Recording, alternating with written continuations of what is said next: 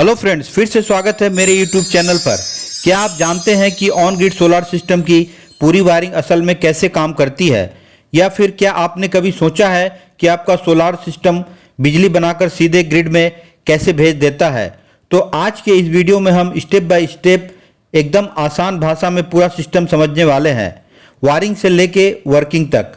तो वीडियो को पूरा जरूर देखें, क्योंकि अंत तक आपको पूरा सिस्टम क्रिस्टल क्लियर समझ में आ जाएगा। तो चलिए आज का वीडियो शुरू करते हैं।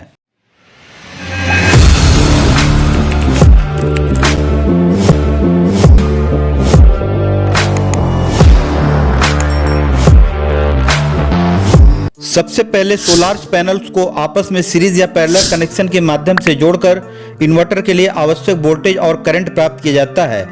ये सोलार पैनल सूर्य की रोशनी को फोटोवोल्टिक इफेक्ट की सहायता से डायरेक्ट करंट यानी डीसी में परिवर्तित करते हैं।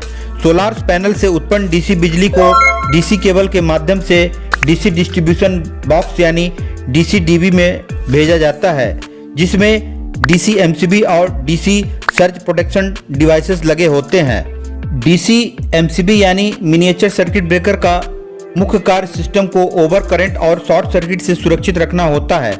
यदि करंट निर्धारित सीमा से अधिक हो जाए तो यह एमसीबी तुरंत ट्रिप हो जाता है। वहीं सर्ज प्रोटेक्शन डिवाइस यानी एसपीडी सिस्टम को लाइटनिंग और वोल्टेज सर्ज से सुरक्षित रखता है। जब अचानक अधिक वोल्टेज आता है तो सर्ज प्रोटेक्शन डिवाइस उसे अर्थिंग की ओर डाइवर्ट कर देता है, जिससे इन्वर्टर और अन्य उपकरण सुरक्षित रहते हैं।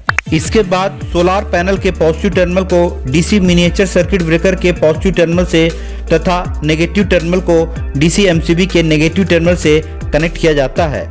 इसके बाद डीसी एमसीबी से निकलने वाले वायर्स को डीसी सर्ज प्रोटेक्शन डिवाइस के टर्मिनल्स में जोड़ा जाता है, जहां पॉजिटिव वायर को एसपीडी के पॉजिटिव टर्मिनल से और नेगेटिव वायर को एसपीडी के नेगेटिव टर्मिनल से कनेक्ट किया जाता है। यह कनेक्शन सामान्यतः पैरेलल कॉन्फ़िगरेशन में किया जाता है। लाइटनिंग और वोल्टेज सर्ज को सुरक्षित रूप से ग्राउंड में भेजने के लिए एसपीडी के अर्थिंग टर्मिनल को अर्थ कनेक्शन से जोड़ा जाता है। अब बात करते हैं ऑन ग्रिड इन्वर्टर की। इसका मुख्य कार्य सोलार पैनल से आने वाली डीसी बिजली को एसी बिजली में परिवर्तित करना होता है, और यह ग्रिड की फ्रीक्वेंसी और वोल्टेज के साथ सिंक्रोनाइज होकर कार्य करता है।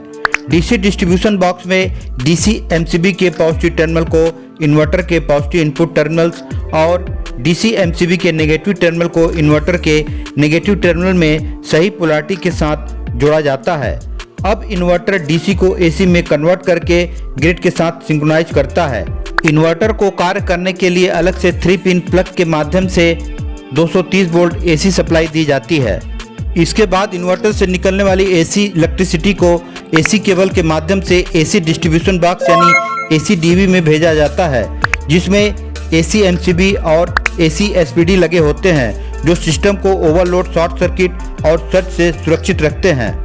इसके बाद इन्वर्टर के एसी आउटपुट टर्मिनल से फेज और न्यूट्रल वायर को एसी एमसीबी के फेज न्यूट्रल टर्मिनल से कनेक्ट किया जाता है। फिर एसी एमसीबी से ही निकलने वाली वायर को एसी सर्ज प्रोटेक्शन डिवाइस के टर्मिनल से जोड़ा जाता है, जहां फेज और न्यूट्रल वायर को रिस्पेक्टिव टर्मिनल से कनेक्ट किया जाता है।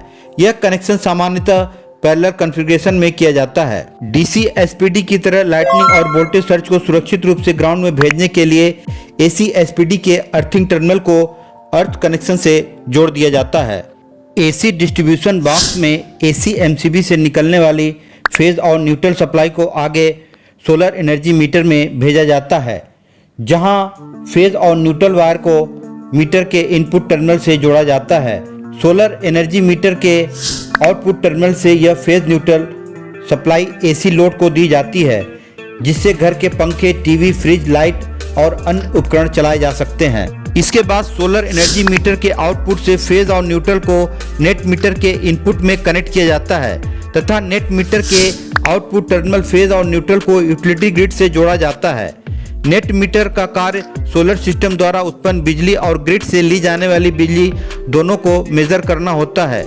जब सोलर सिस्टम अधिक बिजली उत्पन्न करता है तो अतिरिक्त बिजली ग्रिड में भेजी जाती है, और जब सोलर सिस्टम द्वारा बिजली का उत्पादन कम होता है तो आवश्यक बिजली ग्रिड से ले ली जाती है। On grid solar power system की सेफ्टी और स्टेबल ऑपरेशन के लिए प्रॉपर अर्थिंग सिस्टम अत्यंत आवश्यक होता है। इसलिए सोलार पैनल इन्वर्टर और AC distribution box, DC distribution box सभी को अर्थिंग सिस्टम से जोड़ा जाता है ताकि किसी भी फॉल्ट करंट या लाइटनिंग सर्ज की स्थिति में बिजली सुरक्षित रूप से जमीन में प्रवाहित हो सके। आखिरी में इस प्रकार on grid solar power system की पूरी वायरिंग सुरक्षित, व्यवस्थित और तकनीकी मानकों के अनुसार की जाती है। इससे सौर ऊर्जा का प्रभावी उपयोग होता है तथा अतिरिक्त बिजली को ग्रिड में भेजकर बिजली की बचत के साथ साथ आर्थिक लाभ भी प्राप्त किया जा सकता है। तो फ्रेंड्स, अब आपको ऑन ग्रिड सोलर सिस्टम की वायरिंग और वर्किंग पूरी तरह समझ में आ गई होगी। अगर आपको यह वीडियो हेल्पफुल लगा हो तो लाइक जरूर करें और ऐसे ही टेक्निकल वीडियो के लिए चैनल को सब्सक्राइब करना बिल्कुल न भूलें। अगर आपका कोई सवाल है तो नीचे कमेंट करके जरूर बताएं, मैं आपकी मदद जरूर करूंगा। मिलते हैं अगले वीडियो में एक और नए यूजफुल टॉपिक के साथ। धन्यवाद।